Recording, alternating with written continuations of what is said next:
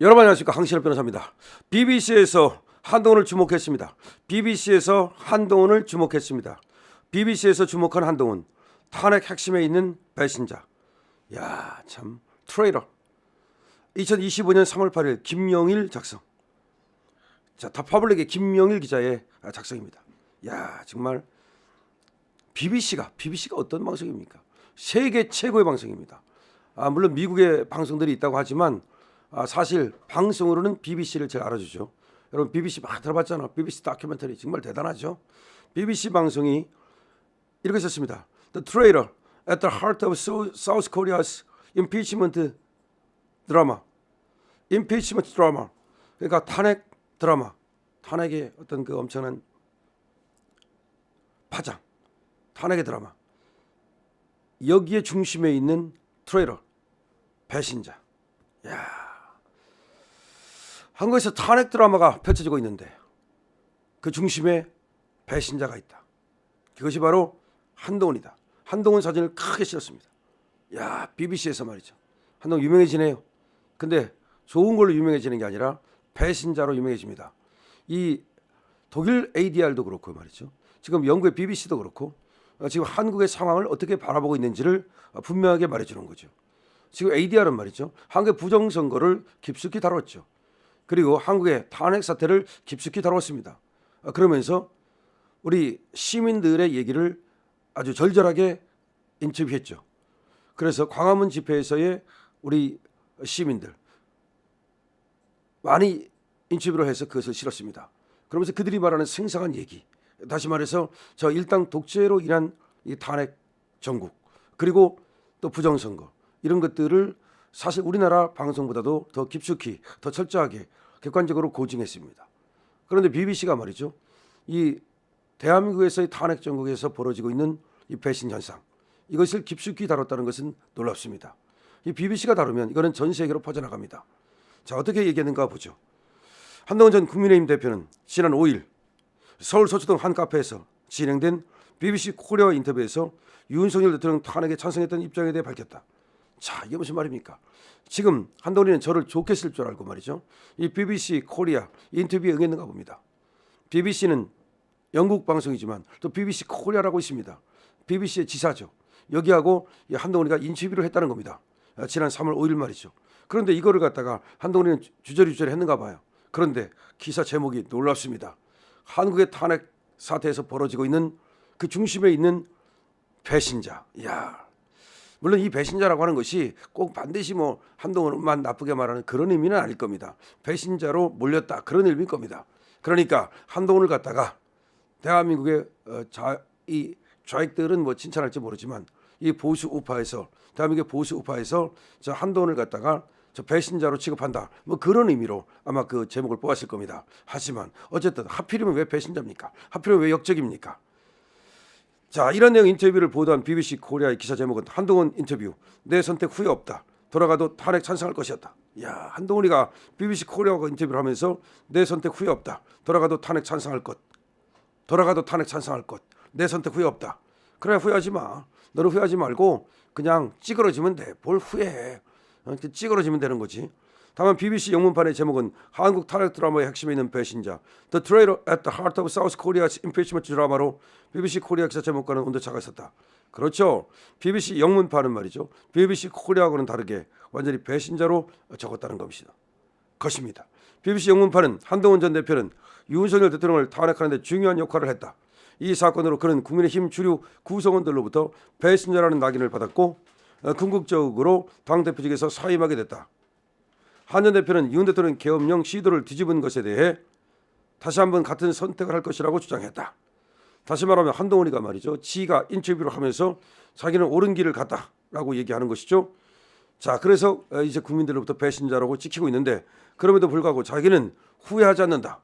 다시 한번 같은 선택을 할 것이다. 즉 탄핵을 시키겠다. 이게 무슨 말입니까? 자, 그러면 한동훈은 너는 그럼 후회하지 말라 이거죠. 결국 우리 자유우파는 너를 갖다가 배신자로 영원히 찍고 유승민은 저리 가라야. 유승민은 그거는 야과야, 야과. 그러니까 약에. 유승민 정도가 아니라 한동훈이는 영원한 대한민국의 최고의 배신자, 역사책에 남는 최고 배신자. 아마 사마천이 이 사태를 갖다가 그 사기에 쓴다면, 사마천 아시죠? 사마천이 사기를 쓴다면 아마 저 한동훈을 갖다가 가장 더러운 배신자로 적게 될 것입니다. BBC는 이어 하지만 많은 사람들 눈에는 자신이 당선시키는 데 도움을 준 대통령을 탄핵하겠다는 그의 결정은 윤석열 검찰총장의 오른팔로 여겨졌던 사람에게는 놀라운 악역전환이었다. 그러니까 배신 때렸다. 자기를 키워준 사람을 배신 때리고 등에 칼을 꽂은 자, 이런 자를 대한민국에서 과연 선고할 수 있을까? 이런 의문을 제기하는 거죠. BBC는 윤석열 대통령과 한동훈 전 대표가 한 관계에 대해 소개했다. BBC는 윤석열 대통령과 한동훈 전 대표는 수년 동안 뗄래야 뗄 수 없는 동맹이었다. 둘 다 서울대학교에 다녔고 두 사람은 검사로서 긴밀한 유대감을 형성하면서 국가 권력 부패 수사를 같이 했다. 한 전 대표는 2020년 3월 윤 대통령이 상대 후보를 1% 미만으로 간신히 대통령이 당선되면서 정치적 명성을 얻었다. 다시 말해서 이때까지만 해도 한동훈은 좌천돼 있던 검사에 지나지 않았습니다. 윤석열 대통령이 그야말로 천신만고 끝에 이재명이를 1%도 안 되는 그런 차로 간신히 꺾었을 때 그때 그냥 가장 큰 혜택을 받은 놈이 한동훈입니다. 윤석열 대통령은 본인이야 자기가 열심히 해가지고 그야말로 김건희 여사가 만신차이가 나고 그러면서도 그런 어떤 역경을 딛고서 대통령 자리에 올랐다면 그것은 자기의 노력에 의한 대가죠. 수많은 희생을 치른 대가죠. 근데 한동훈이 어떤 희생을 치렀습니까? 아무런 희생도 치르지 않고 그냥 윤석열 대통령이 되자 법무장관을 깨쳤죠. 뿐만 아니라 민정수석 역할을 사실상 깨우쳤죠. 민정수석을 대통령실에 없애는 대신에 법무부의 인사 검증을 할 수 있는 권한을 줬죠. 이건 무슨 얘기인지 아십니까? 한동훈이는 법무부에 있었으나 사실상 청와대에 있었던 겁니다. 다시 말하면 한동훈이는 법무부에 있었으나 사실상 용산에 있었던 것입니다. 한동훈의 책상은 법무부에도 있었고 용산에도 있었던 것이죠. 다시 말해서 원래가 인사 검증은 누가 하는 겁니까? 용산에서 하는 겁니다. 대통령이 하는 겁니다. 그런데 용산에서 대통령이 하는 그 권한을 갖다가 법무부의 과천에 저 한동훈한테 준 겁니다. 이 말은 다시 말하면 한동훈의 책상은 용산에도 있었고 대통령실에도 있었고 그리고 법무부에도 있었는 막강한 권력을 가졌다는 것을 의미합니다. 법무장관으로서 검찰을 지휘할 수 있는 막강한 권력을 갖고 있었고 뿐만 아니라 인사 검증의 권한을 갖게 됐다는 것이죠. 쉽게 말하면 옛날에 말이죠. 조국이가 민정수석 하다가 그 다음에 법무장관 한다고 그러다가 난리가 나지 않았습니까? 그런데 그 조국이도 그 민정수석 플러스 법무장관 근데 걔는 그래도 한꺼번에 두 개를 한 건 아니잖아. 민정수석 끝나고 법무장관 하려고 했잖아. 근데 한동훈이는 민정수석과 법무장관을 동시에 했잖아. 그러니까 조국 이상의 권한을 가졌잖아. 조국이가 말이죠. 2인자로서 문재인 다음을 노렸던 거 아닙니까? 그러다 사달이 난 거 아닙니까? 근데 한동훈이는 다 동시에 그러니까 조국이는 민정수석 끝나고 법무장관으로 왔지만 한동훈은 민정수석 플러스 법무장관을 동시에 가는 바람에 엄청난 권력을 갖게 됐고 이 권력이 결국은 윤석열 대통령에 맞서는 이런 역적지로 이어졌다는 것입니다. 자, 그럼 강기실업의 진단을 보신다면 얼마나 정말 윤석열 대통령이 한동훈을 믿었던 겁니까? 그리고 그것이 얼마나 잘못된 결과로 이어진 겁니까? 자, 한동훈이는 법무장관에 임명됐고 이후 국민의힘 비상대책위원장이라는 주요 역할을 맡아서 여당의 대표가 됐다. 윤석열 정부 대부분 기간 동안 국민의힘 보수적 기반은 한 전 대표에 대해 열광적이었다. 그러다 보니까 한동훈을 응원했던 거죠. 완전히 황태자로 생각한 거 아닙니까? 아니 법무장관 플러스 민정수석을 그러면 다음 후계자로 생각했던 거 아닙니까? 그렇게 된 거예요. 그런데 한동훈 전 대표를 비토하는 국민의힘 여론이 이제 엄청나게 퍼져나갔다는 거죠. 정치인으로 전향한 그는 원래 2027년쯤에나 대선에 어떤 나가든지 뭐 그렇게 후보로 나가든지 그렇게 했는데 이게 갑자기 말이죠.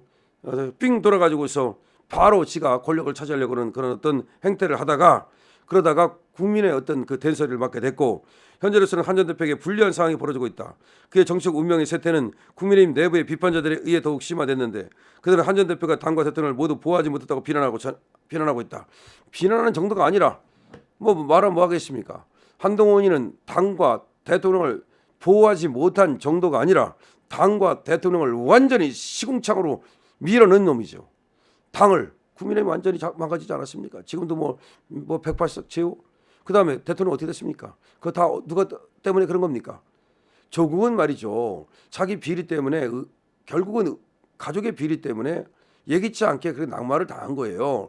근데 그 조국도 잘못했지만 문재인이 크게 잘못했어요. 문재인이 빨리 조국을 내리고 초창기에 말이죠. 그렇게 했더라면 어떻게 보면 조국 사태는 막을 수도 있었을 거예요. 사실 조국 때문에 문재인 망한 거 아닙니까? 문재인과 조국 윤석열과 한동훈 때문에 지금 국민의힘 망하고 윤석열 망할지도 모르는 거 아닙니까? 지금 똑같아요. 그런데 조국은 아까 말했지만 그래도 약간 관종기가 있어서 그렇지 조국인 착한 애예요. 아주 그 나쁜 놈은 아니야. 그 민정수석 끝나고 나서 법무장관을 하려고 했잖아. 근데 한동훈이는 이 조국에서 딱 본 거예요. 아, 이거 법무장관하고 민정수석을 한꺼번에 해야 되겠구나. 이걸 한꺼번에 하려면 어떻게 해야 될까? 야, 용산에 민정수석실을 없애자 그러자. 용산에 민정수석실 없앴잖아요. 그래서 그걸 없애고 그 권한을 내가 갖고 오자. 법무장관, 겉으로는 장관을 하면서 속으로는 민정수석도 같이 하자. 이것이 한동훈의 계략이었던 겁니다.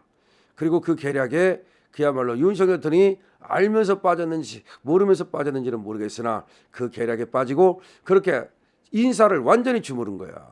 법무장관이라면 검찰 인사밖에 못 주무르죠. 근데 인사 검증을 했기 때문에 뭘 주물렀어요? 경찰 인사를 주무르고 국정원 인사를 저무르고 완전히 권력기관 인사를 주물렀던 겁니다. 그것이 지금 한동훈의 권력으로 나타나고 있는 거예요. 지금도 그것 때문에 윤석열 대통령이 얼마나 고초를 겪고 있습니까? 박세현이라고 하는 지금 특별수사본부 팀장, 그 특수본 거기서 지금 심우정이는 빠지고 이 박세현이가 사실상 윤석열 대통령의 석방을 지금 반대하고 있다는 거 아닙니까? 자, 여기서 교훈을 얻어야 됩니다. 권력이란 어떻게 균형을 갖춰야 되는지, 어떻게 서로 견제해야 되는지, 그리고 사람을 믿을 때는 어디까지 믿어야 하는지, 그리고 어떻게 생긴 놈은 믿지 말아야 하는지. 정말로 그런 얘기를 다시 BBC에 이번에 이제 한동훈에 대한 인터뷰를 중심으로 해서 기회로 해서 그런 말을 드리고 싶네요. 또 파블릭에서 보도했습니다. 한동훈이가 BBC 코리아와 인터뷰를 한 것이 있는데 그런 지가 잘났다고 떠들어댔지만 BBC 코리아에서는 그자를 반역자, 배신자로 그렇게 타이틀을 잡았습니다. 강신업 TV입니다.